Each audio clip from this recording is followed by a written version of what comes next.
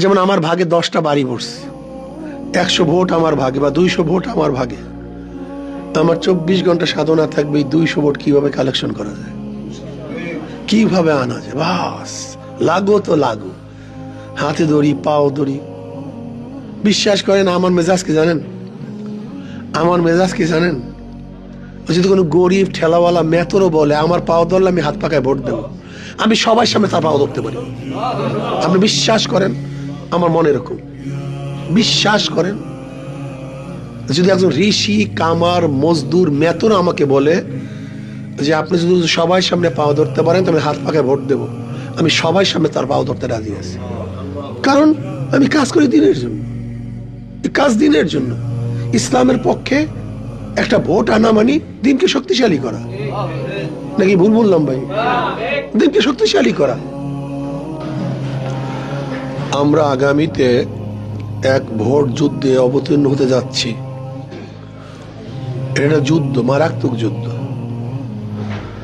আগেকার জমানায় তলোয়ারের যুদ্ধ ছিল, এখন হলো ভোট যুদ্ধ। মাঠের মধ্যে আপনার প্রতিপক্ষ নামবে, তারা হাজারো চেষ্টা করবে তাদের অনুকূলে পরিবেশ সৃষ্টি করার জন্য, তারা যেন ভোট বেশি পায় সে ব্যবস্থা তারা করার চেষ্টা করবে। আপনাদেরকেও চেষ্টা করতে হবে। তবে অবশ্যই মনে রাখবেন, একদল ত্যাগী কর্মী ব্যতীত কোনোদিন যুদ্ধে বিজয় অর্জন করা যায় না। ছোট্ট এক সুশৃঙ্খল কাফেলা বহুত বড় বাহিনীর বিরুদ্ধে বিজয় অর্জন করতে পারে। আর বিশৃঙ্খল বড় একটা কাফেলাও ছোট্ট একটা কাফেলার সাথে বিজয় অর্জন করতে পারে না। বদরের ময়দানে মুসলমানদের কাফেলা ছিল খুবই ছোট্ট, কিন্তু সুশৃঙ্খল ছিল, ত্যাগী ছিল। আর কাফেরদের পক্ষে বিশাল বাহিনী ছিল, কিন্তু মুসলমানদের সাথে পারে নাই, পরাজিত হয়েছে। মুহাম্মদ বিন কাসিম রহমতুল্লাহ আলাইহি মাত্র 5000 সৈন্য নিয়ে রাজা দাহিরের 1 লক্ষ সৈন্যের বিরুদ্ধে বিজয় অর্জন করছে এবং রাজা দাহিরকে হত্যা করেছে। মাত্র 5000 সৈন্য।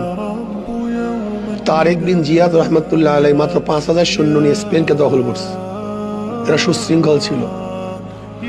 সুলতান মাহমুদ গজনবী রহমতুল্লাহ আলাইহি মাত্র 17 জন সৈন্য নিয়ে দিল্লি দখল করেছে। আমি কি বোঝাতে চাই? সুশৃঙ্খল ছোট্ট একটা কাফেলা বিশৃঙ্খল বহুত বড় কাফেলার বিরুদ্ধে বিজয় অর্জন করতে পারে।